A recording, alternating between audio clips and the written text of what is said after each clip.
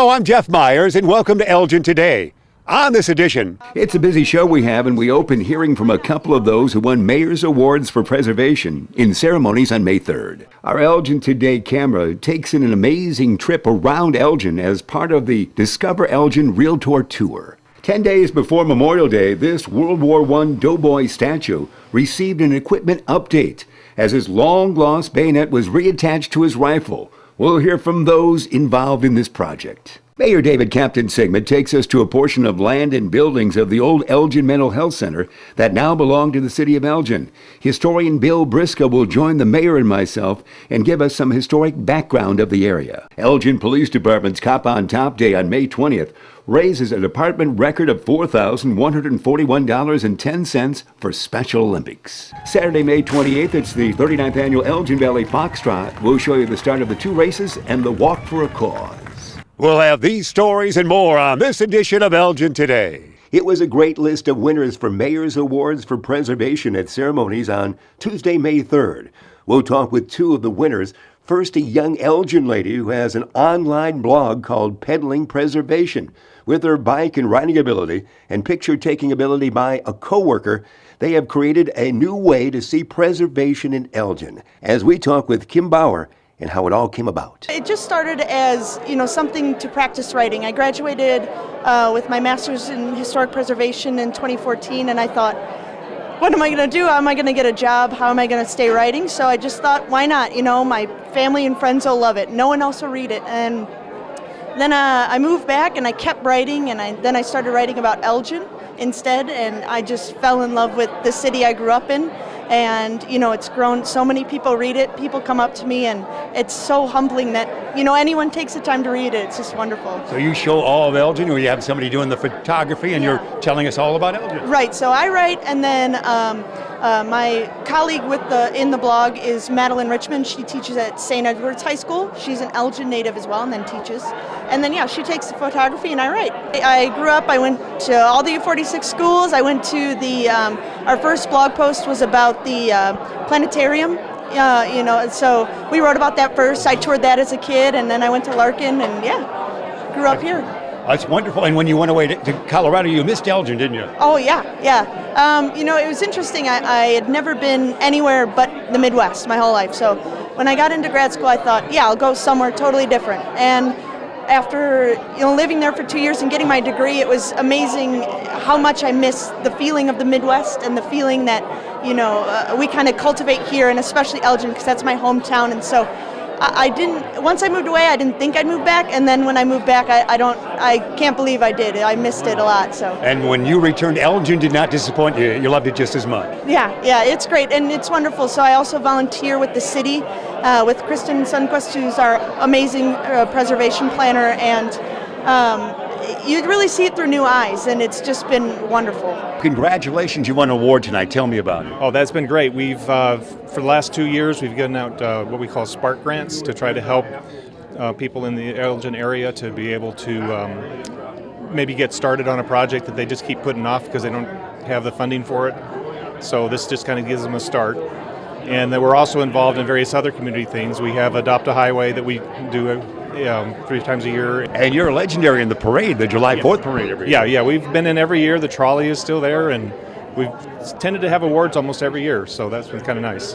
When you say abode, tell me what that means. That means admirers of beautiful old dwellings of Elgin. Jeremy Hayes was the camera operator for our next story, a Discover Elgin Realtor Tour on Wednesday, May 11th. And Jeremy would tell us he saw more of Elgin's neighborhoods in one day than in all of his 34 years. A showcase it was of diverse Elgin housing. Let's hear from the folks who made this great showcase happen. I'm Jason Pulowski. I'm with the Elgin Area Chamber. We're here at Highland Woods Crown Community Development today to kick off the Discover Elgin Realtor Tour. It's a tour put on by our Enhancing Elgin Committee, which is a subcommittee of our Elgin Development Group. And we've got a group of realtors here today to learn about Elgin's diverse neighborhoods and diverse housing stock. So come on the bus with us. My name's Cherie Murphy.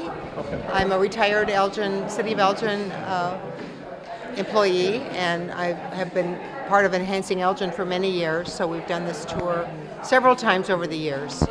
And we always enjoy doing it because it's a way to kind of showcase the the huge variety of neighborhoods that Elgin has, and all the amenities that we have for residents who move here, the quality of life things such as parks and special events and the symphonies, all the things that we have, amenities that other communities maybe don't have. One of the benefits of Elgin is that there is something for every lifestyle, every preference, whether you want a new home, an old home, a loft apartment, a condo.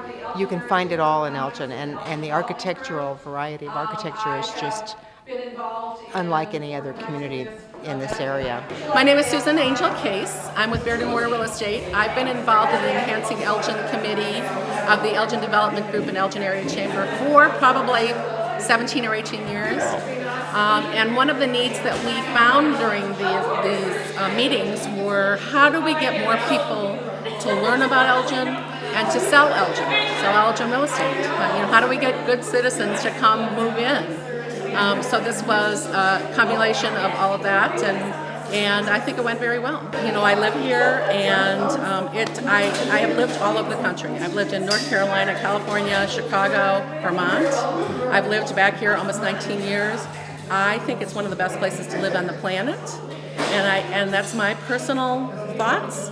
I love the community that we have here, the neighborhood organizations, the people, and that's what makes Elgin wonderful to me. We just have so much to offer, and I don't know that everybody knows that. The libraries, the schools, the housing stock is amazing here. So you can go either older homes, you can go new homes. There's just so much that it's kind of hard to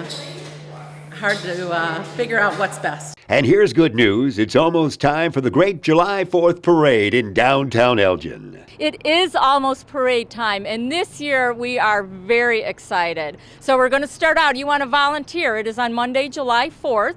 It kicks off at Slade and Douglas, and it will come all the way through down this street right here, and it will end up at the police station. We're just down from there. And we start out our volunteer at Danny's on Douglas, so if you want to volunteer, they put on a nice volunteer breakfast. But this year we are going for the gold. We have a little Olympic type of theme, and we're excited about that. It puts a lot of energy into it, and our parade goers will just love it. Our participants, we have the Jesse White tumblers, we have the bike tricks, the BMX bike tricks, we have the horses, we have the dancers, the gymnasts. We have a lot of fun planned for the whole community. And the parade began almost before you were born, but back on July 4th of 1997, so this is the 20th parade in the modern day. It is. The DNA brought the parade back to downtown Elgin, and we're very excited that year after year we get to be a part of it and just build it bigger and better every single year. And it's a great community event. Brings out 10, 12,000 people annually. Once again, the All-American Pooch Parade will begin the activity at 8:30 on that day. They'll step off near the finish line and near the police facility. 9 a.m. is the official start time for the Slade and Douglas site for the parade itself. Now, once again, for the 20th consecutive year, you can watch the parade tape delay on cable on Channel 17 WOW and on Comcast, and Channel 99 and AT&T Uverse. It'll be shown many times throughout the summer months on those channels. It's the 20th annual Downtown July 4th Parade coming your way July 4th, 2016. 10 days before Memorial Day, this World War I statue, located at Memorial Park, formerly Davidson Park, on Villa and Prairie Streets, was the scene of a lot of activity. The Doughboy statue had lost his bayonet a number of years ago, and on this day, a welding instructor from Elgin Community College and one of his students, Ed Schmidt, who also works for the City of Elgin Street Department, helped make the statue strike a fighting pose for freedom again. And we hear from this lady who is 92 years old, who was at the park on this day and also for Memorial Day 1929. But first, let's hear from historian Jerry Turnquist and get some background on the Doughboy. This was a memorial to honor veterans of World War I. Some 50-some. Their names are on the Veterans Memorial Park, including at least one or two women, I believe, at least one. It was a project to the Elgin Women's Club. They raised a lot of money. In fact, they had extra money, and they did some other commemorative markers in Elgin. But this one here, I believe it's called Over the Top, was put here. The Women's Club name is on the plaque, and it's been here for years. It always had a bayonet on it, as I'm sure maybe some of you are talking with some of the other people today early on, and that bayonet was broken off, put back on again Then again in the 90s, broken off and put down, back on. I'm not sure when it went on and off, but it's exciting to see it restored here today, and I think in probably a more substantial way. So hopefully the marker will be historically pure and stay that way for a while. But it's really a part of Elgin to honor various aspects of our veterans, and including those that died in what was called the Great War at that time. Last fall, right around the time of Veterans Day, Gary Bender from the Lord's Park Department contacted me and asked me, since he knew I was in the welding program at ECC, he'd asked me if I could possibly reattach the bayonet for him. I went ahead and told Gary that I really don't have a lot of experience welding bronze, but I said I certainly know somebody that probably does, and that's when I contacted Dave and see if he'd be interested in helping out with this project to get the bayonet reattached, and he immediately jumped on board. He said he's excited to do it because he had grown up in the neighborhood. First we had to prepare the bayonet and get it cleaned up. We had to weld a piece of bronze inside that goes inside the barrel, and then a matter of fitting it up so it's straight, so it matches the length of the barrel, and then welding it and grinding it and putting a natural aging process. Well, I shouldn't say natural. It's actually a fake aging process to make it look like it wasn't repaired. So a few steps involved. The main part was the welding. I walked past the statue as a kid with my mom and my sister. We walked right past it. So I have great history in this town, and I owe a lot to Elgin. I met my wife in Elgin and got married in Elgin, so a lot of history in this town. I have a picture here taken in 1929. I was 6 years old, and my grandfather gave a speech to the commissioner of Elgin, Grandfather Howard Zook. Well, I'm 92 years old, and I'm so happy I'm here to participate in this great event. Well, I'm happy to live in the great city, and everyone is so nice to me, and I have a wonderful family, and I am blessed.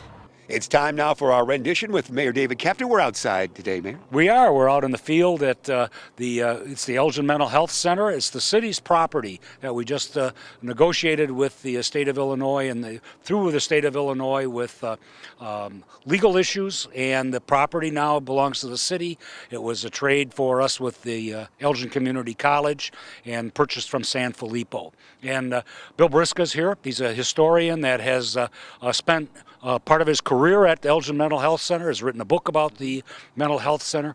We're going to talk about the history, because there's history connected with the property and future connected with the property. So Bill, tell us where we're at. Well, we're standing in front of the laundry building. This was a laundry building erected in groundbreaking in 1964 and opened 2 years later. And it was a replacement for an earlier building, much out of date at the time. That building was built in 1910. This building was designed by the famous mid-century modern architect Bertrand Goldberg, who was most well known probably in Chicago for the Marina Towers, but several other buildings in Chicago, and one other building here on the EMHC campus, that is the medical building. And this was Goldberg's one-of-a-kind laundry design. He was a very experimental architect, and he tried a lot of new and innovative ideas, and some of them big in scale, and some of them medium-sized, some kind of modest. He loved his windows, didn't he? He did use a lot of windows and concrete. He was really fond of using concrete, and this is a good example of it. This is a 30,000 square foot building, and you see it looks like an accordion, but that is because he used the triangle, and a triangle, as you know, is one of the strongest structural arrangements of materials, and he used the triangle to make ribs for this building and the clear span across the front of it and the top of it, so they would have a lot of open space on the inside of the building for all the laundry equipment. So, and Dave, you actually worked on this building as a kid, didn't you? Yes, I did, as a young man, probably in the mid-60s. A couple other buildings that will go with the property that we need to really talk about. I think there's a horse barn that was here. It's one of the oldest structures on the whole property. And there was the old administration building that will go along with the city's acquisition here. And maybe you can give us a quick rundown on what those are, Bill, and a little bit of their history as well. Well, the horse barn dates to about 1889, and it could be the oldest masonry barn in Kane County, and still in great shape. It was moved to its current location in 1938 from a spot about 100 yards due east. And that's because this was originally the farm complex. People don't remember that. And the farm complex was right out here behind the main building up until about the 1920s. And then most of the farming operations were relocated to another site along McLean Boulevard. But the horse barn is a fine example of a nice, solid masonry structure, and I hope the city could put some good use to that. Looks beautiful. It does. It still looks in good shape. They know how to build them, evidently. Right. And the administration building was used by the state of Illinois for offices for a long time. That's located roughly at the intersection of Route 20 and Route 31. And part of one of the reasons we were interested in acquiring the property is to make a road connection from Route 31 into the sports complex. So that's a crucial part of the acquisition, was that property. And what was that? How long was that there, and when was that building built? That building dates to the middle 1960s, and it replaced the administrative offices that were in the old center building. That is a fine building. I'm really glad the city got a hold of it. Very versatile, well designed, very attractive, and I hope it comes back to life with the city's some use with the city. So. And how did the city get all the property again, Mayor? It was traded some property that was the west side of McLean Boulevard. That was part of the old Spartan Meadows golf course to Elgin Community College. We sold it to them, took the money, and purchased from San Filippo. And the state of Illinois, of course, had, because of the contracts that were written for this property, were approved by the legislature. Many of the things that had to be go back to the state, and we had discussions with them as well. One of the pieces of the buildings out here that is not part of this, and so people avoid the confusion, is the Rayco Center, where Larkin Home had a facility. That's a separate building, but that also is now a property of the city as well. A couple of things I think we're talking about, the historic buildings here. A couple other things that are part of history, and I think there's I know there's an obligation to the city to help preserve and maintain. One is the cemetery that's out here that Bill has been working on for many years to preserve and honor the people that were buried there. And as part of this property, there's an arboretum that was planned back when the facility was built. Many, many rare trees and old trees, and that's something I think we need to take a look at, and how do we identify those, and how do we make the best use of it. So I think that how did those things come about, Bill, and how long have they been really part of the complex? And the cemetery was a highlight on your on the Preservation Month. You always lead a tour. We always do one tour there, and I'm always glad to take people out to see the cemetery. Well, I'll start with the cemetery then. The cemeteries are not that uncommon for institutions, especially in the 19th century. It's rather unusual that it wasn't until 1933 that Elgin State Hospital at the time developed its own cemetery, and that was an economic consideration. Before that, they bought burial space, I should say, at Channing Cemetery and later Bluff City Cemetery. There's 974 marked graves out there, and there's a few graves that were not marked. Those were ashes or a couple of infants that died stillborn. But 974 graves, and 974 plus 3 or 4 people that were interned there. So the cemetery was in use from 1933 to 1986, and it really is a remnant of a social welfare policy where in the days before Medicare, Medicaid, the hospital served as sort of a last stopping place for people that were old, elderly, indigent, and dying, and either in need of hospice care or a very extensive medical care. And these would be people that died here on the grounds that the family was not able to afford burial elsewhere. And the Arboretum that Mayor talked about, there's tree work going on right now, so that's all part of it, isn't it? That is. It looks like the city just did a tree survey, and it looks like they're cleaning up some of the dead trees. But in the 1870s, they began to develop an arboretum here, and they very deliberately collected specimens and cultivated that arboretum all through the late 19th century into the 1920s, and they maintained it fairly well all the way up until the 1960s when the hospital began to cut back on some of its services. So you find some relatively unusual species of trees on the campus here. So much history here, Mayor. Yeah. There is. Yeah, and I think, I'm sure the viewers are going to want to know what the future holds. And this is a work in progress. We're bringing in experts, construction people to take a look at the buildings. We're again looking at the facility. We're looking at the footprint. And part of this is going to be part of this sports complex, how we make best use of the land for that facility, how the road is going to be constructed, are things that decisions will have to be made over the next few months. But we're going to take our time. There's no hurry to get any of this done. And we have to start looking for funding for some of these things. Some of these things may be available under historic grants. We'll look at some of those kind of things. How do we provide public access out here?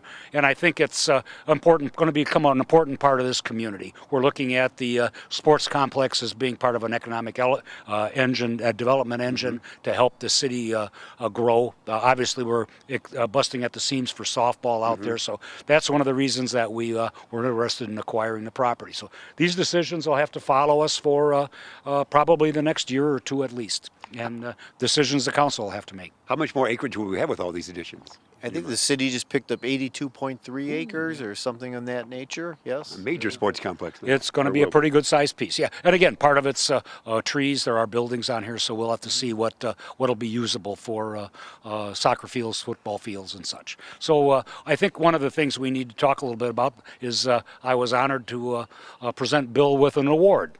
And at the Mayor's Awards May 3rd? On May 3rd, and for his dedication to the city as a volunteer. And he had some great words to say about volunteers, and I believe volunteers drive a community, and what makes a community be more of a volunteering community than others. So Bill had some kind words, and maybe he'd share those with us. Short and succinct you were as well. And I just say that really it's not an award for me, it's really a reflection on the city, which provides the fertile ground for people like myself to grow and to contribute.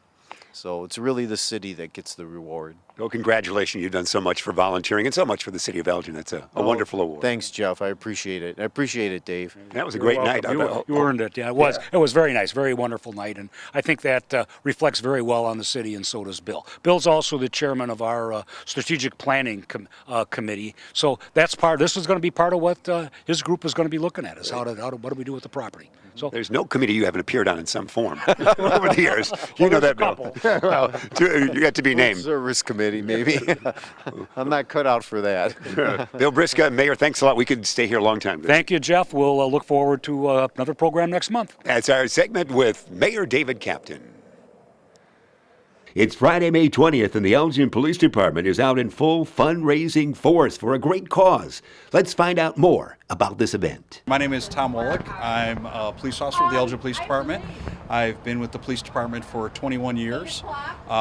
Today we're out here at the Dunkin' Donuts located at Clock Tower Plaza to raise funds for Illinois Special Olympics. This is our 8th year out here raising money for Special Olympics. This is one of 3 events that we do. We do the Polar Plunge earlier this year in February. We do this event, and then we also sell t-shirts and other items for the Torch Run that's coming up in June. I like the event. I like the cause. I'm a believer in the cause. I like how it partners a great cause like Special Olympics and law enforcement. And cops love donuts. I love donuts. What other thing to do here than to come and combine them both? On Cop and Top, we usually have about maybe 30 officers that are involved, and those are officers, and those are also, we have our civilian employees, members of our Citizens Police Alumni Association also volunteer, as you see the ladies behind me. About 30 individuals it takes to have individuals working out on the sidewalk here, in the drive-thru, and then of course the officers up on the roof too. And if you missed the event, you can still contribute to the Special Olympics, as Officer Tom Wolick tells us. They can go on to the Illinois Special Olympics website. You can just search that, whatever search engine you use, Illinois Special Olympics, and you can follow the path. They are always seeking donations throughout the year. This is just one thing that we do, partnership with law enforcement. But by all means, please go on that website and continue to donate. Everyone seemed to have a smile on Saturday, May 14th, as the annual open house at the Public Works Department, 1900 Holmes Road, took place. From rides on the famous Elgin street sweeper to digging for dinosaurs in the sand, it was a day where everyone had a smile, even Mayor David Kaptain. We spoke with an Elgin mom who is also a grandmother who enjoyed the day but also told us about the great family history of attending the Elgin Public Works Open House. Yeah, hi, my name is Blanca Lorenzo. I live in Elgin. I come here every year with my grandkids. I used to come with my daughters. Now it's grandkids. What do you enjoy seeing here? Everything. It's amazing how everything works. Kids enjoys everything here. Trucks, trains, food, people. It's amazing. I love it. My brother used to work for the Public Works, so it's every year I'm here. My granddaughter's Maya Cantu. She's 9. She's been coming since she was little. Then I have Anthony Cantu, that's 7. He's been coming since he was a toddler.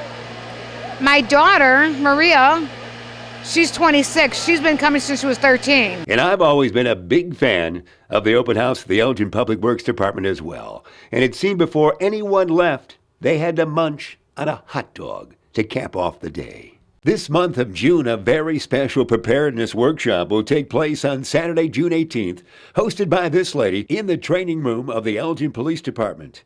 As you know, we can never be too prepared for bad weather and what may happen as we learn from past weather moments. My name is Karen Flanagan. I'm with the Elgin Police Department, the Community Outreach Specialist, and it's been just a little over a year that we saw the tornado in Fairdale and Rochelle. And so I want to serve that as a reminder to the folks that we really do need to be prepared for anything that might happen here. I do teach the CERT class, however, that's a time commitment, and I decided to have a workshop for those that don't have that much time. They can come to the workshop, and I will walk them through a family disaster plan, communication plan, 5 simple steps to be ready to take care of yourself, your family, and your neighborhood. You got to have a plan, but more than anything, you got to know what's going to happen. What's going to happen here, and how are you going to know about it? How will you know what's going to happen if you don't have a NOAA radio or you don't have a smartphone with a code red on it? So we need folks to know how they're going to be aware of what's going to happen and then what to do about it. And then there's 3 steps that they can save lives. I can teach you 3 simple steps to save a life in mass disaster. And how would we get involved with this? You can email me at City of Elgin, Flanagan_K@cityofelgin.org, or you can give me a call. The information is on our website also. It's at the Elgin Police Department, 151 Douglas. Parking is across the street in the deck, and the second floor training room is where we'll be. I cannot guarantee you will never face disaster, but I can tell you that a simple plan will allow you the confidence and determination to improve your response. Let's end this show with a bit of history from the 39th Annual Elgin Valley Fox Trot on Saturday, May 28th. For the first time, instead of a 10-mile run, it was a 10K race. And here's how it looked from the vantage point of Elgin Mayor David Kaptain as he started the historic 10K race.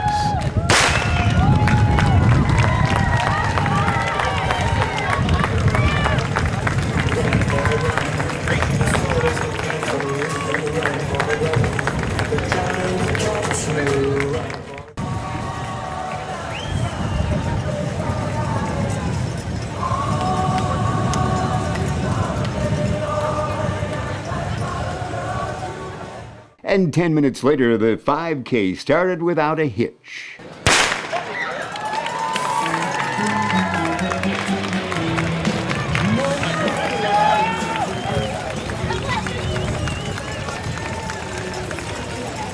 And the 2-mile walk for a cause generated $8,000 for 28 not-for-profits, with Ronald McDonald leading the way and capping off what was a great day for the 39th Annual Elgin Valley Foxtrots.